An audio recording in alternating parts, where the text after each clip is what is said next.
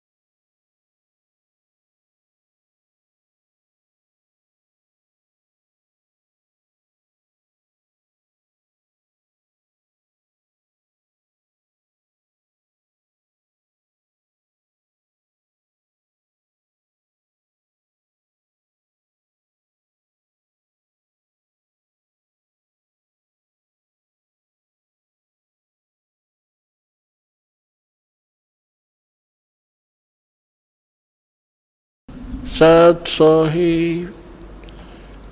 आप जी ने अभी एक भक्त का अनुभव सुना, तो पुण्यात्मा परमात्मा ने आपके ऊपर मेहर करी है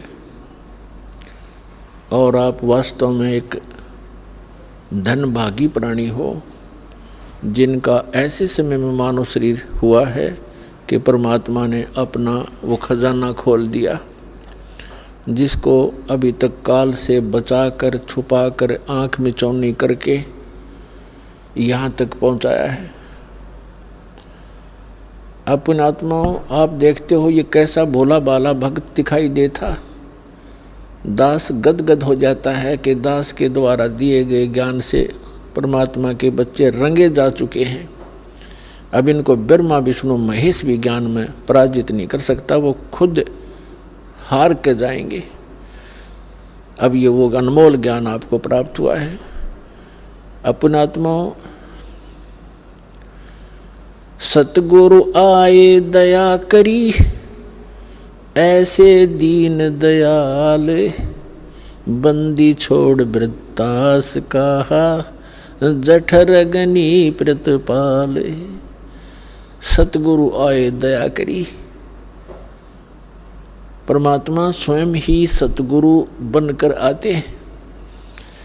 आप जी को दास ने बहुत बार सदग्रंथों से वेदों से प्रमाणित किया है, तो वो परमात्मा कैसी लीला करता है, वो कहाँ रहता है, कौन है, कैसा है, कैसे मिलता है और वो कहाँ प्रमाण है। तो आप जी को उस परमात्मा के पहचानने के लिए ढेर सारे प्रमाण इकट्ठे करने पड़े, ताकि परमात्मा के बच्चे अपने मालिक को पहचान सकें।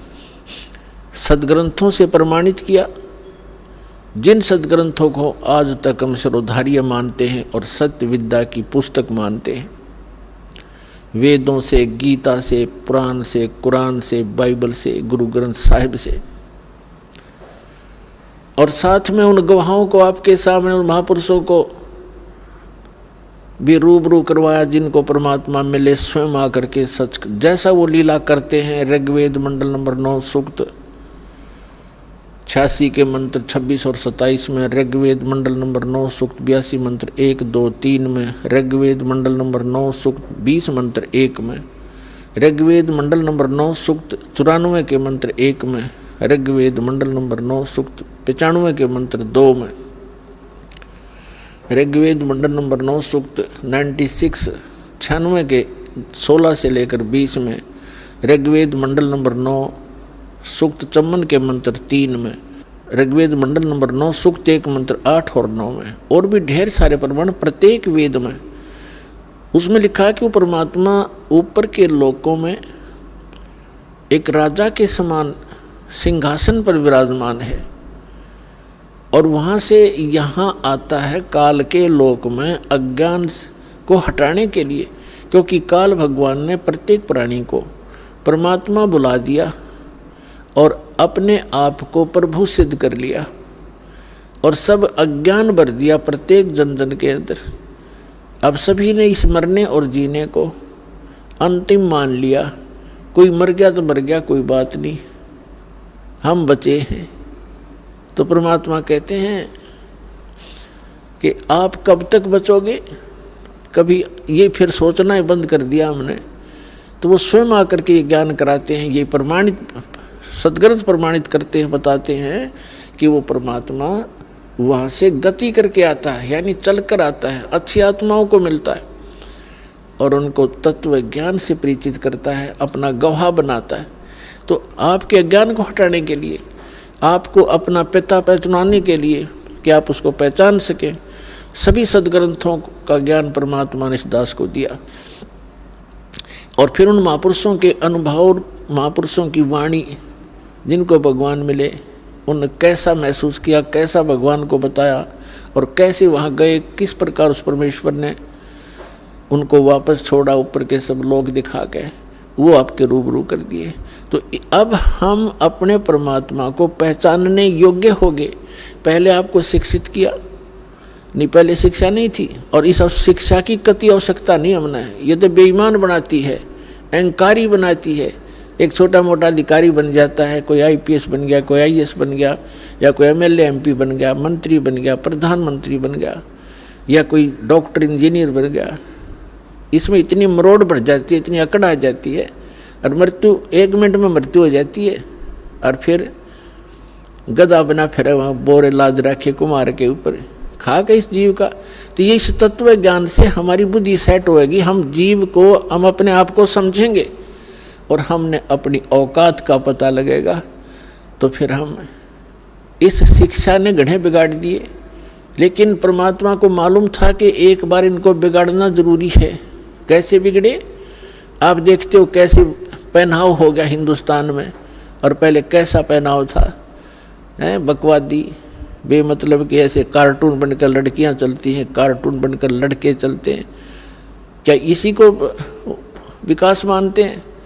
लेकिन मालिक को पता था, और पहले इनको शिक्षित करूंगा, और शिक्षित करके फिर ये इंस्ट्रूमेंट, ये उपकरण बनवाए हैं। जैसे इलेक्ट्रॉनिक मीडिया बनाया है, CD DVD बनवा दी, मोबाइल बनवा दिए, इंटरनेट बनवा दिया, और ये TV चैनल बनवा दिए, ताकि मेरे बच्चे उन सदग्रंथों में स्वयं देख सकें अपनी आँखों से कि कैसा है भगवान, कहाँ रहता है भगवान, वो क्या करता है भगवान, और कहाँ है उसका प्रमाण। तो इसलिए ये उपकरण परमात्मा ने दिया, आपके ऊपर रहम कर रखा है। आपको तो मालूम नहीं उस परमात्मा ने कितने खाड़े कर रखे हैं आपके लिए, और कब से भटक रहा आपके लिए। आप तो भांग पिए पड़े हो यहाँ काल के लोक में। कबीर साहब कहते हैं, गोता मारूं स्वर्ग में और जा बैठूं पाताल, और गरीबदास ढूंढता फिरूं अपने हीरे मोतीलाल। अब देखो परमात्मा ने, अब बच्चा ये बता रहा था भक्त अपने अनुभव में कि कैसे मुझे परमात्मा मिले, कैसे ये मार्ग मिला। अचानक TV देख लिया, ना गुजरात में, और कौन बता का हुआ एक आदमी ने, और कैसे समझ पावे।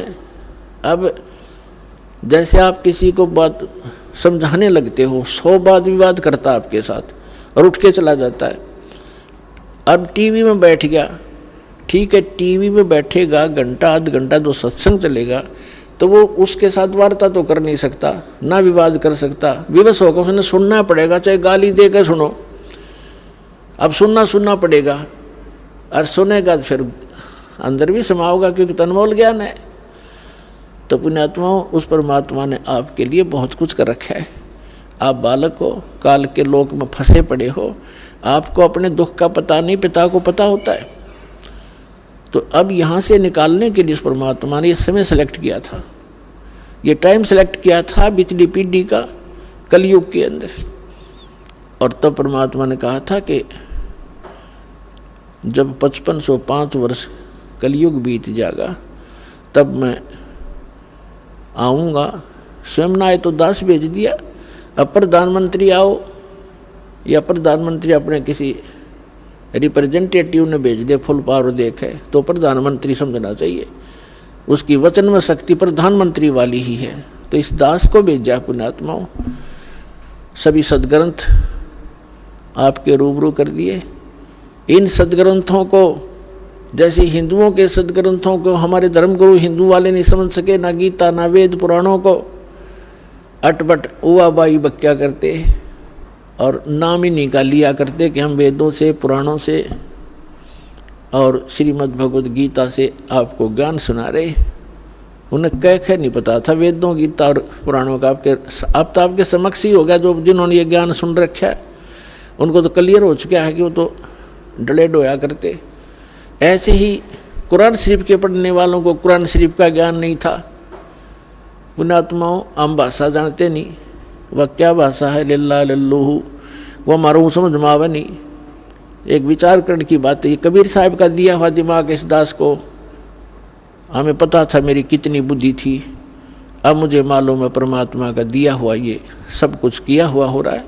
न ये इलेक्ट्रॉनिक जो सिस्टम बनाया जा रहा है, टीवी, इंटरनेट, DVD, कंप्यूटर, ये मनुष्य नहीं बना सकता। ये मोबाइल छोटे छोटे बना दिए, इसमें पूरी फिल्म परमात्मा के सत्संग भरे जाते हैं, 50-50, 100-100, 200 घंटे के। तो परमात्मा ने रजा बख्शी आपके ऊपर के मेरे बच्चे इस काल के लोक में इन्होंने बिजी तो रहना ही है, क्योंकि यहाँ तो कर्म प्रधान है और सतलोक में कर्म प्रधान नहीं, वहाँ तो मौज मौज है आपकी, सारे सुख आपके पास उपलब्ध रहेंगे। तो इसलिए परमात्मा ने ये जीव के कल्याणार्थ ये काम किया है। जैसे तो एक भक्त कल अपने इंटरव्यू में बता रहा था अपने अनुभव में कि हम राजस्थान से आते हैं और राजस्थान के से हमारे लगभग जब हम ट्रेन में वापस जाते हैं सत्संग सुनने के लिए, तो हिसार से जोधपुर जाती है ट्रेन, वो खाली होती है, हम सब भगत ही उसमें प्रवेश हो जाते हैं और उससे में देखे नज़ारा, कोई तो नित्यनेम कर रहा है, कोई मंत्र कर रहा है, कोई परमात्मा की चर्चा ही कर रहा है, कोई भोजन कर रहा है भगवान का, यहाँ से प्रसाद लेकर जाते हैं। तो ये जो चर्चा चलती है वहाँ बैठे जो को भक्त उनमें भी आके बैठेंगे, अन्य भी सवारियाँ होंगी, तो वो अपने उनके ऊपर भी उसका प्रभाव पड़ेगा। इन वाणियों का पूरे वातावरण में अब प्रवेश होगा और जो जैसे कुछ ऐसे पाप होते हैं मनुष्य के, परमात्मा की वाणी सुनने से ही अक्षीण हो जाते हैं और फिर वो चेतन होता है। जैसे एक किसी को सर्प डस जाता था तो पहले आध्यात्मिक ट्रीटमेंट होया करते थे,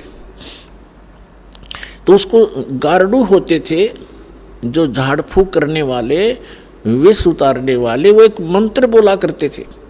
जिसको सर्प ने डस रखा हो तो अचेत पड़ा है, वो ना उस मंत्र की लैंग्वेज जानता है, ना उसको सुन पा रहा है, और फिर वो गार्डू जो होता है विष उतारने वाला उस मंत्र को बार बार बुदबुदा रहा है, जिसके कारण उस वाणी से उसके मन उस विष उतर जाता है सर्प का और फिर वो चेतन हो जाता है।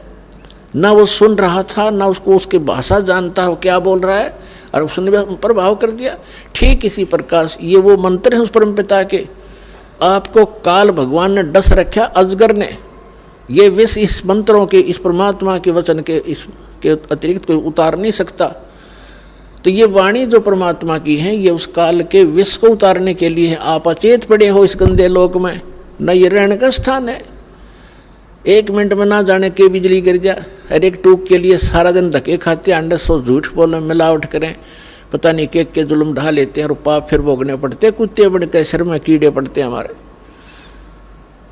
तो ये जो वाणी परमात्मा ने भी साधन दिए हैं आपको, मोबाइल बूढ़े का देख ले, बालक के, सबकी जेब में, बहन बेटियों के पास हो गए।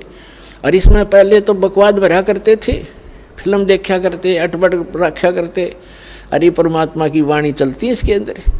तो ये वाणी जैसे कोई खेत में गया है तो जाते हुए चल खेत में जाते हैं, किसान है, मजदूर है, चलो वहाँ करेंगे, नितने मोबाइल जेब में है, काम कर रहे हैं, मोबाइल ऑन कर लिया, काम भी कर रहा है, नितनेम भी कर रहा है, मंत्र भी कर रहा है, कान में लीड ला लिया, आजकल 100 सिस्टम दे दिया जाता ने, तो वो प्रभाव पड़ेगा सबके। जैसे एक किसान हल जोत रहा है, बीज बो रहा है, एक तो तम्बाकू पीवा गिर एक बीड़ी की घूट मारो और फिर न्यू, एक तो तम्बाकू का जो वासना वो जागी। अरे भगवान का भक्त परमात्मा के मंत्र करता करता बीज बोए, उस खाने वाले पे भी असर होगा उसका, जो उस अन्न को खाएगा। तो इसी प्रकार जो इस वातावरण में फैल रही है वाणी परमात्मा की, बच्चा बच्चा जन जन सब उसी की चर्चा करता है। कोई वाणी बोल रहा है, राम नाम रटते रहो जब तक घट में प्राण, कदे त दीन दयाल के बनक पड़ेगी कान। तो भक्ता के बच्चे ये वाणी बोलेंगे तो उसके आसपास जो और बच्चे होंगे उन पर भी असर पड़ेगा। तो इस प्रकार परमात्मा ने कहा कि इस कलयुग में पूरी सृष्टि इस सतनाम को प्राप्त करेगी और सब भक्ति करेंगे मेरे बच्चे और सब पार हो जाएंगे। बोलो सतगुरुदेव।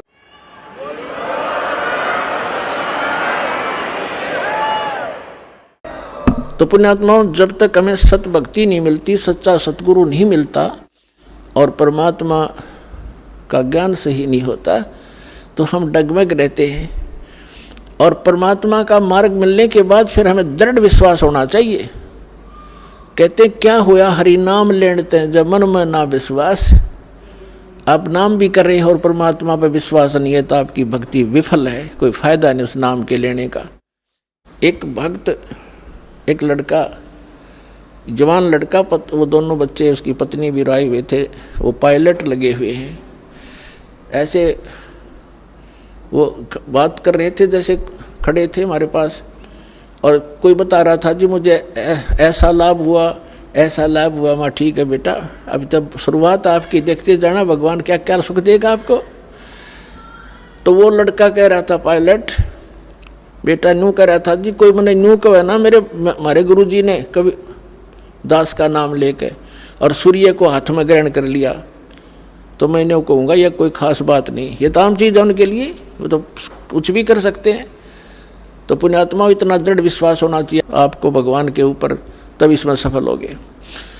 अब जैसे जब तक हमें ये यथार्थ ज्ञान नहीं मिला था, ये सच्चा भगवान नहीं मिला था, तो हमने कोई बहकाले था कि ना ऐसा नहीं ऐसा ठीक है, तब वो भी मान लेते थे। जब इस दास को ये ज्ञान प्राप्त हुआ हमारे पूज्य गुरुदेव जी से और ये नाम प्राप्त हुआ, उसके बाद डट के भक्ति करी। रजा तो नहीं की थी, क्योंकि सतगुरु कृपा करते तभी भक्ति होती, जीव भक्ति नहीं कर सकता, काल करण नहीं दे।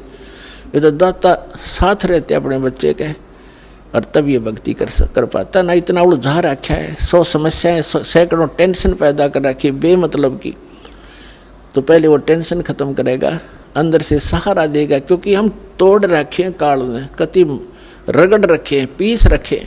अब घने दिन में तो आपका दिल खुलेगा कि सचमुच भगवान यो भी सुख हो गया, यो भी हो गया, और फिर जाके मन दृढ़ होगा। और समय अवश्य लगेगा, परंतु ये करके छोड़ेगा।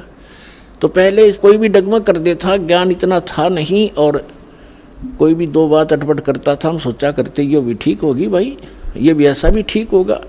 तो यहाँ परमात्मा भी कहते कबीर साहब के ज्ञान संपूर्ण होया नहीं और हृदय नहीं छदाया, ये देखा देखी भक्ति का फिर रंग नहीं ठहरा।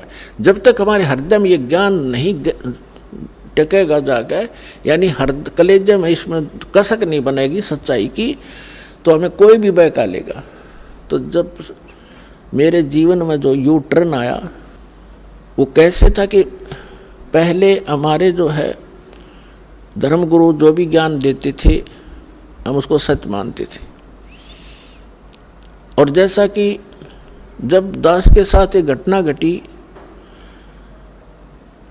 हमारे घर के ऊपर एक कमरा अलग से बना रखा था, उसको किराए पर दे रखा था। उसमें एक आर्य समाजी यानी महर्षि दयानंद का चेला शास्त्री था,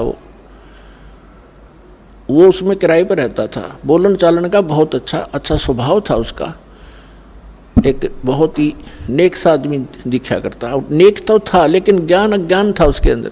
लेकिन उस ज्ञान से पहले, इस परमात्मा वाले ज्ञान से पहले, हम जो भी चर्चा भगवान की करते थे, तो वो कहता था ऐसे नहीं वैसे नहीं, तो हम मान लेते थे भी आप कुछ एज भी आदमी था, एजड था, और उसमें ठीक कह रहे, ये भी सच्चा है। जब ये ज्ञान दास को हुआ, उससे पहले उससे चर्चा होती थी कि हमने हमारे सुना है कि जैसे द्रौपदी का चीर बढ़ा दिया भगवान ने, यानी साड़ी बढ़ा दी। तो वो कहता था नहीं ऐसा कुछ नहीं होता, ये तो सिर्फ एक पाखंडियों का भ्रम फैलाया हुआ है, ऐसा कुछ नहीं होता। तो हम ये भी मान लेते थे, क्योंकि हमें कोई दृढ़ता नहीं थी। एक दिन ऐसी रजा हुई दास को, क्योंकि जब तक भगवान हमारे साथ कोई ऐसी अनहोनी नहीं करेगा, इतने यो मन पापी टके नहीं, ना यो भक्ति करने दे, ना दृढ़ होने देता। तो दास ने ये जैसे भक्ति बोध है, ये कुछ पुस्तक बनवाई। सन 1988 में दास को नाम मिला था, 1989 और 90 की बात है। और एक अलग से पूजा स्थल बनाया 5.5 बाई 15 फुट का, एक गैलरी के ऊपर सेकंड फ्लोर पर। और उसमें आमने सामने खिड़की में यहाँ हवा भी साफ आती रहेगी, आपने उसमें फोटो वगैरह लगा के मंदिर टाइप बना लिया। जब वो मकान हम बना रहे थे, थोड़ा शहर से बाहर था, तो मैं लाया जाली लोहे की, मच्छरों से बचाने के लिए जाली लगाते खिड़कियों पे।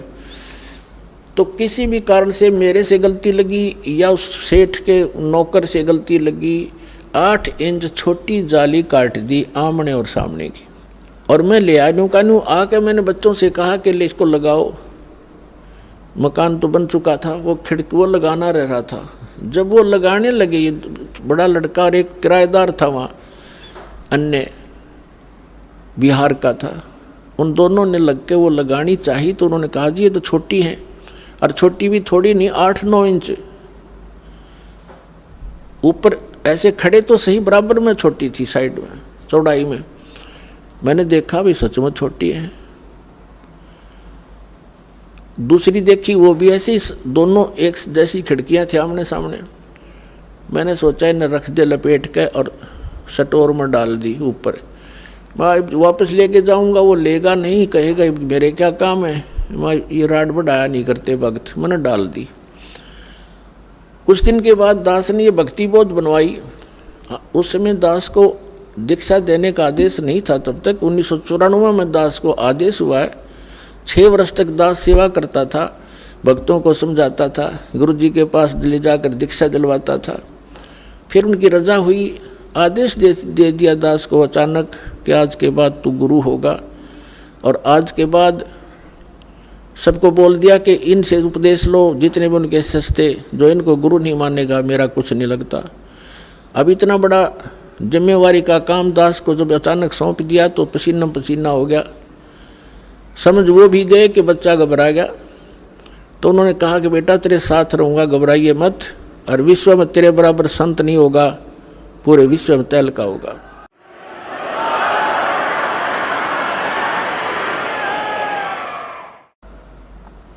तो उस समय तो मुझे ऐसा लगा कि अपने बच्चे को सभी शाबाशी दिया करते हैं और सभी अपने बच्चे की कामना किया करते हैं, ये बड़ा अफसर बनेगा और तू देखिए न्यू हो जाएगा। मुझे पता था मैं कैसा संत हूँ और क्या मैं कर सकता हूँ, लेकिन उस समर्थ के वचन से आज ये सब कुछ सफल हुआ है। आज देख रहे हो विश्व में कोई संत नाम की चीज़ नहीं। आप तो बालक नहीं हो, एजुकेटेड हैं, सारा सब इतिहास आपके सामने खोल दिए। और ये दास को वो ज्ञान कबीर भगवान ने दिया और मेरे गुरुदेव का आशीर्वाद फल रहा है। तो मैंने पहले क्या करता था, दास की ये पुस्तक बनवाता था और हमारे गुरुजी फ्री दिया करते थे सबको जो उनके उपदेश लिया करते थे। तो मैंने 5000 पुस्तक बनवाई और उनको रख दिया कि हमारे गुरुजी ज़्यादा रहते थे तलवंडी भाई, पंजाब के अंदर एक छोटा सा फिरोजपुर जिला में शहर है, कस्बा सा बरवाले जैसा, वहाँ ज़्यादा रहते थे। और भी 3-4 आश्रम थे। तो यहाँ नजफगढ़ के अंदर था एक आश्रम, अनाज मंडी में, एक मोघा के अंदर है, एक खन्ना में था, लेकिन ज़्यादातर वो तलवंडी रहते थे। और हरियाणा में केवल गरीबदास महाराज जी के एक समागम होता था। पर जैसे गरीबदास जी को भगवान मिले थे, कबीर साहब बहुत दिवस बोलते हैं उसको, उसमें छुड़ानी आया करते थे। तो हम इंतज़ार में रहते थे जब वो छुड़ानी आएंगे, वैसे मिलते रहते थे उनसे, लेकिन यहाँ वो दीक्षा देते थे और फ्री पुस्तक देते थे। तो मैंने वो पुस्तक बनवा ली। यानी जैसे आजकल मार्च में, अप्रैल में, मार्च में वो चले जाते थे, फिर आते भादुआ के अंदर आते थे सितंबर में, जब गरीबदास जी का निर्वाण दिवस होता था, और मार्च में होता था उनका बोध दिवस। ये 2 ही इन समागमों में आते थे। तो मैंने अप्रैल मार्च के समागम के बाद ये पुस्तकें बनवाने का निर्णय किया उनके आदेश से और बनवा कर रख ली। तो मैंने पूजा स्थल पर एक तख्त डाल रखा था, उन पर कपड़ा बिछा कर सुंदर वो सारी पुस्तक लगा दी। आएंगे गुरुजी तो उनको संभलवा देंगे, वो फिर देते रहेंगे, सेवा के लिए रख दी। उस एक खिड़की में से शीशा टूटा हुआ था खिड़की का, उसमें से चूहे बढ़कर उनको काटने लगे। 2-3 दिन के बाद मेरी नज़र गई कि चूहों ने काट दिया। तो फिर मुझे ये भी ध्यान आया कि एक खिड़की का शीशा तो बिल्कुल ठीक है, एक का शीशा टूटा हुआ है, और शहर से दूर होने के कारण एक छोटे से शीशे के लिए कोई चढ़ाने वाला भी तैयार नहीं होता थाने के लिए। 1-2 बार कोशिश भी की थी, वो टालमटोल कर देते थे, ज़्यादा कार्य होता आ जाते थे। तो मैंने, मेरे दिमाग ने काम किया कि वो दोनों जाली जो दोनों खिड़कियों की लाए थे, इनको ऊपर नीचे ओवरलैप करके लगवा देता हूँ, चूहों से बचाव हो जाएगा। तो मैंने उन बच्चों से कहा कि आप ऐसे करना, वो दोनों जाली उतार लो, उतरवा ले लेना तेरी माँ से, और इनको ऐसे ऊपर नीचे लगा के चढ़ा देना खिड़की पर।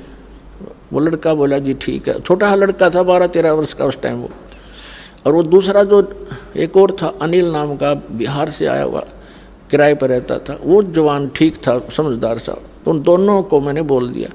मैं अपनी ड्यूटी पर चला गया। दास था जूनियर इंजीनियर, इन इरिगेशन डिपार्टमेंट हरियाणा। तो मुझे तो चिंता थी। मैं शाम को वापस आया तो मैंने क्या देखा, उस लड़के की माँ से पूछा। मुझे चिंता थी कि वो जाली लगा दी कि नहीं लगा दी, कि तुम्हारी लगाऊंगा मैं गेल लग के बालक से ना भी ध्यान रहा हो। तो क्या देखा मैंने, जाली लगा रखी और एक जाली वहीं पड़ी या लोहे की, और वो उसकी माँ अपना काम लग रही। मैंने उससे पूछा कि ये जाली वही है या कोई और लाए हैं बच्चे। तो वो कह रही थी कि ये कहाँ के और लावा था। मैंने सुबह रखी, कह रही हूँ भाई तेरा पापा कह के गया था तो जाली लगा दो या तुमने गुस्सा होगा फिर। अब आपके आने तक आध घंटा पहले मैंने उतार के स्टोर से डाली है और अभी लाकर वो बाहर गया खेलने के लिए, और मेरा कलेजा पकड़ा गया। मैं उसे प्रसन्न करूं, वो ध्यान नहीं दे रही क्योंकि उसको पता नहीं इस बात का, और मेरे सारे शरीर में सन्नाटा गया कि या तो ये जाली वो नहीं। ये कोशिश करी मैंने जानने की। वो बोली देख इनका जंग लगा हुआ है। मैंने उठाकर स्टोर में डाल रखी थी, ईब उतारी है 6 महीने के बाद, यानी मार्च के बाद भादुए में। एक रेनी सीजन ऊपर का उतर गया, वर्षा का मौसम, उनका जरवर भी लग रहा था, दिखे पुरानी। फिर भी विश्वास नहीं आया वो लड़का कहाँ है, क्योंकि एक ही जाली और फूल आ रही इतनी फालतू, कब से 8-7 इंच और लटक रही थी। तो मैंने उसको लड़के को बुलाया, बाहर खेल रहा था इधर, और जो दूसरा उसके साथी था वो बुलाया और उन लड़के से कहा कि ये जाली तुम और लाए हो या वही है। जी वही है, और मेरी माँ ने उतार कर दी थी, हमने भी लगाया है। वो किराएदार भी कह रहा कि अभी आंटी ने उतारा है, अभी लगाया हमने। मैंने लड़के से, देखो हमें ज्ञान नहीं था कि भगवान वाला कोई काम हमारे सामने कराया नहीं था, ना विश्वास हो रहा था मेरे भी साची। हमने सुना करते थे, नो तो था विश्वास, भगवान पता नहीं क्या करते, पर आज तक होया नहीं देखा था। मैंने उस लड़के से कहा कि मेरे सिर पर हाथ रख और कबीर भगवान की कसम खा कि तू या इस जाली लाया है, वही जाली है। ने बोला जी कबीर भगवान की कसम, और वह जाली है, मेरी माँ ने उतार कर लाई थी। वो दिन हर आज के हम मान्या करते कृष्ण भगवान ने साड़ी बढ़ा दी एक कपड़ा। अब तो पता चल गया कि वो साड़ी बढ़ाने वाला भी यही था, लेकिन उस समय बुद्धि इतना काम करे थी कि कबीर इज गॉड, क्योंकि इसने लोहा भी बढ़ा दिया, कपड़ा तो छोड़, ये क्या नहीं कर सकता। वो दिन सर आज पुण्यात्मा सन 1990 से लेकर आज 2013 हो गया, इस दास ने पीछा मुड़कर नहीं दिखाते। सारा संसार कुछ कहो कि कबीर भगवान नहीं है, इस दास की आत्मा से कोई निकाल नहीं सकता कि कबीर इज गॉड।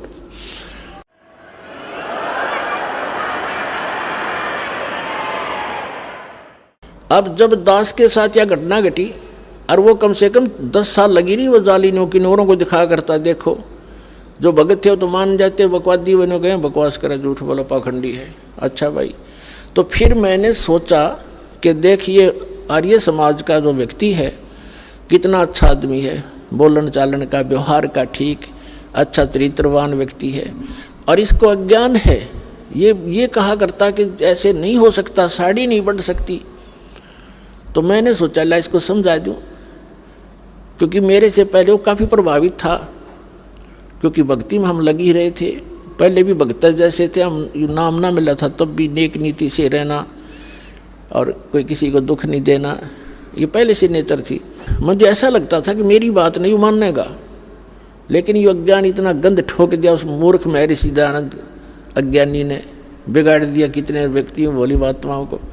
तो मैंने उसके पास बैठकर जिक्र किया, जी मास्टर जी आप मानते हो श्री कृष्ण जी ने द्रौपदी की साड़ी बढ़ा दी थी, जैसे विषय बढ़ाना चाहा, मैंने उसको चलाना था विषय को कारण बना के। वो कहता जी नहीं ऐसे हम नहीं मानते।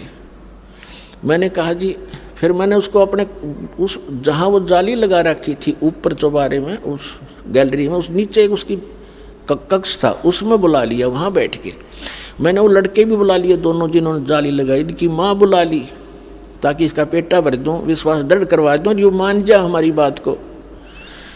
उसको मैंने कहा जी देखो आप तो कपड़े की बात करते हो, हमारे भगवान ने लोहे की जाली बढ़ा दी, आप सत्कर मानो।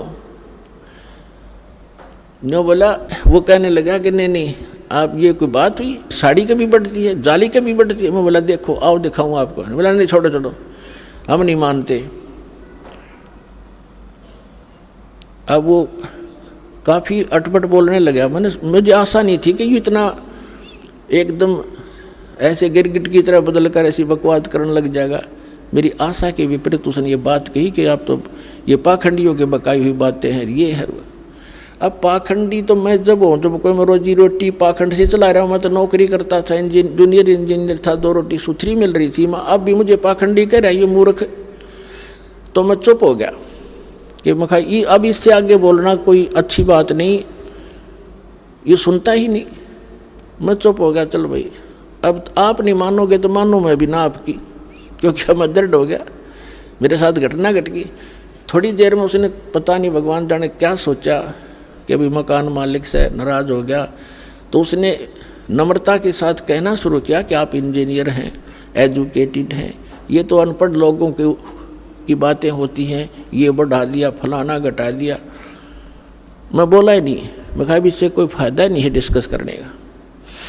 तो क्या कहने लगा कि मैं बताता हूँ, महर्षि दानंद ऐसे होते थे। महर्षि एक बार अपने कमरे में अभ्यास कर रहे थे, योग अभ्यास, और उधर से उनके दूध का समय हो गया, दूध पीता था वो सुबह सुबह।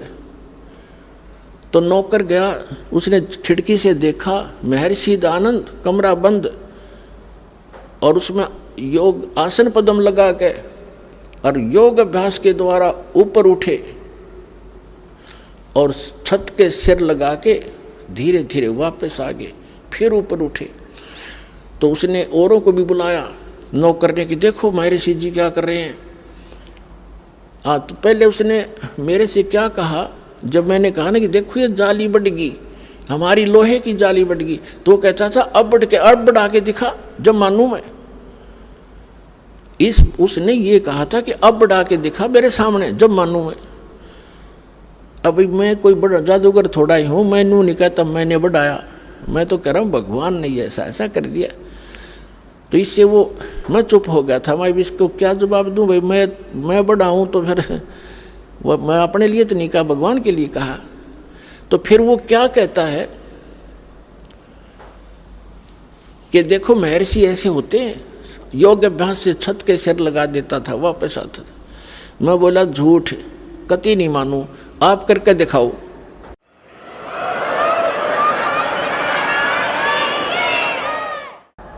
ओडे का मुंह हो गया उसका, मगर करके दिखाए जब मानू तुझे में नहीं, झूठ बोलता है तो भी। लेकिन हम ये नहीं कहते कि ऐसा नहीं हो सकता, लेकिन महर्षि तो ये भी ना कर सका था, उदानंत है वो तो कति नारायण अज्ञानी और कति हर तरह से फेल आदमी था, उसकी फोकट में बना रखी थी इन लोगों ने। लेकिन ऋषि महर्षि यहाँ तक प्रमाण है कि संत स्वर्ग में चले जाते थे, दूसरे लोकों में जाते थे, वापस आ जाते थे। लेकिन ये मोक्ष मार्ग नहीं है ऐसे धक्के खाने और भटकने से।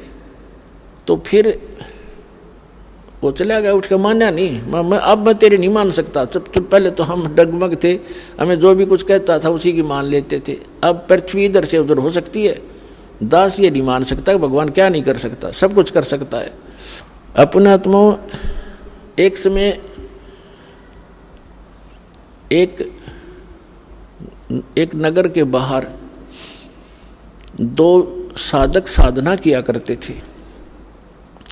एक तो 40 वर्ष से लगा हुआ था, दाढ़ी बड़ी हुई थी, बड़ा देखने में ऐसा महापुरुष दिखाई देता।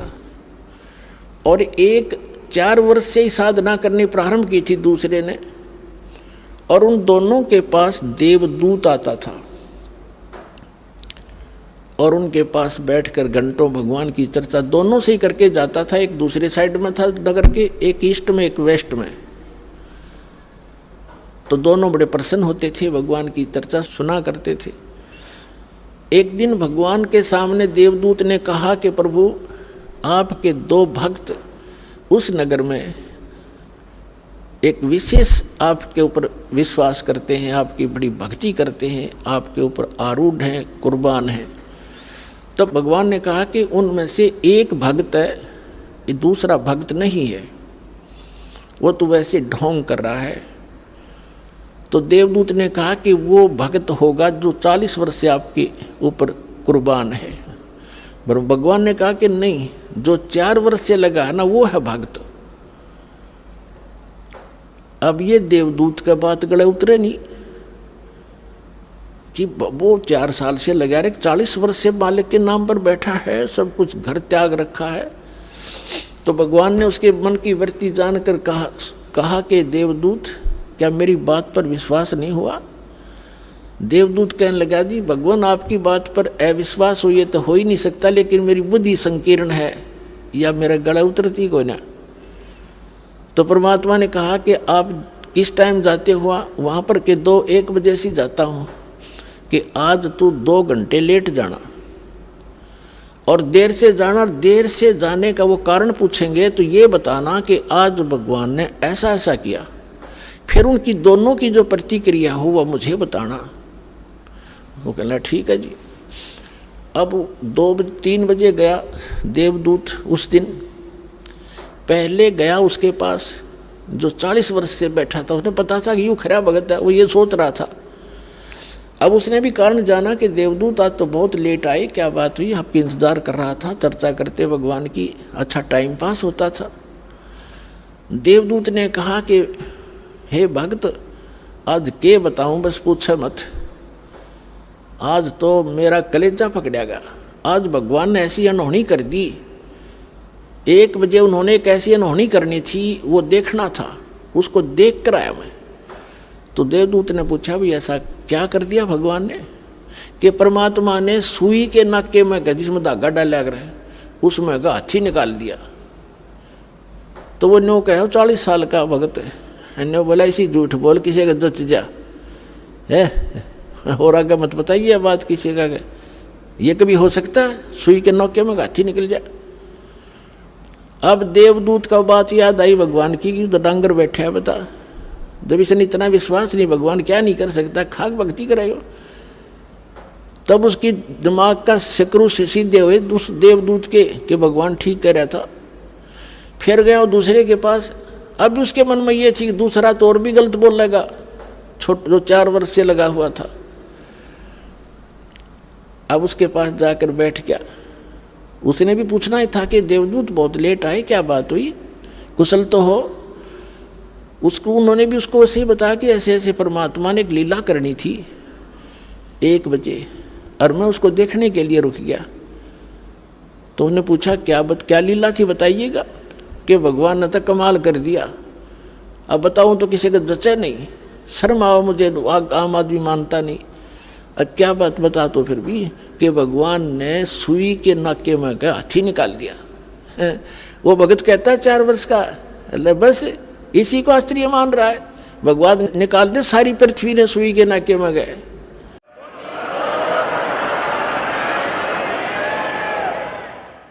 तो देवदूत ने सीने से लगा लिया उस भगत को कि धन है तेरे माता पिता जिनसे जन्म हुआ, भगत होती सा हो। तो पुण्यात्माओं, इस भक्ति मार्ग में इम्पॉसिबल चीज नहीं होती और अविश्वास नहीं होना चाहिए। सतगुरु जो चावे सो कर ही, 14 कोट दूत जम डर ही, ऊत भूत जम त्रास निवारे और चित्रगुप्त के कागज पाड़े। बोलो सतगुरुदेव।